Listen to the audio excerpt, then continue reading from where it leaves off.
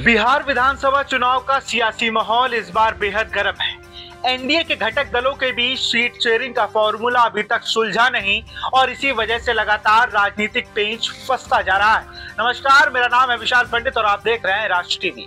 दो बड़े दलों के नेता आमने सामने हैं और हर दल अपनी दावेदारी जता रहा है। ऐसे में मुख्यमंत्री नीतीश कुमार ने अपनी पार्टी जेडीयू के उम्मीदवारों का ऐलान शुरू कर दिया है।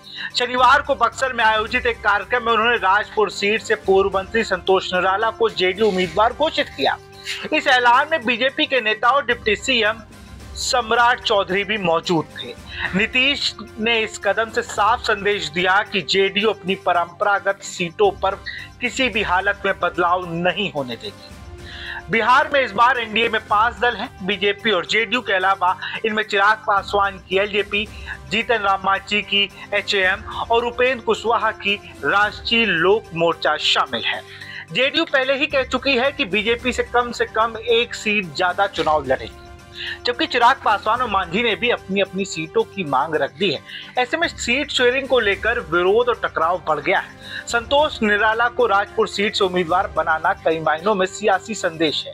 यह सीट अनुसूचित जाति के लिए आरक्षित है और निराला जेडीयू के दलित चेहरे माने जाते हैं। वो पहले भी बिहार सरकार में मंत्री रह चुके हैं। 2014 से 2017 तक उन्होंने अनुसूचित जाति और जनजाति से जुड़े विभाग को संभाला, जबकि 2017 से 2020 तक परिवहन मंत्री रहे। पिछले विधानसभा चुनाव में उन्हें कांग्रेस के उम्मीदवार विश्वनाथ राम से हार का सामना करना पड़ा था। नीतीश कुमार ने इस ऐलान से अपने दल के नेताओं को भरोसा दिया कि सीटों पर कोई बदलाव नहीं होगा।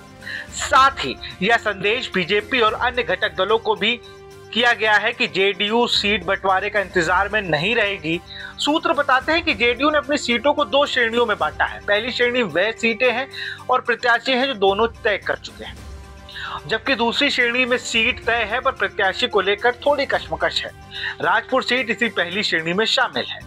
इसके साथ ही जेडीयू ने अन्य सीटों पर भी उम्मीदवारों का नाम तय करना शुरू कर दिया है।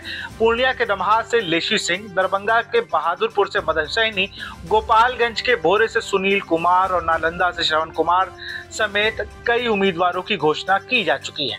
जेडीयू की योजना है कि 2020 में दूसरे नंबर पर रहे प्रत्याशियों को अब मौका दिया जाए ताकि पार्टी की पकड़ मजबूत रहे।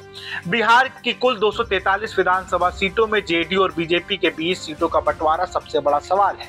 2020 में जेडीयू 115 सीटों पर चुनाव लड़ी थी, 47 सीटों पर जीती, जबकि बीजेपी 110 में से 74 सीटों पर जीतने में सफल रही।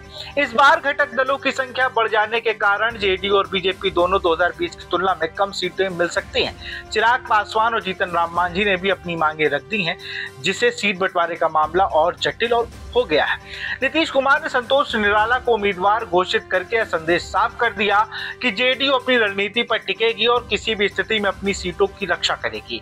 यह कदम एनडीए के अन्य घटक दलों और पार्टी कार्यकर्ताओं के लिए भी स्पष्ट संकेत है कि जेडीयू की पकड़ मजबूत है और पार्टी अपनी परंपरागत सीटों को लेकर कोई समझौता नहीं करेगी। इस तरह बिहार विधानसभा चुनाव में सीट बंटवारे और उम्मीदवारों की घोषणा को लेकर सियासी गलियारों में हलचल जारी है।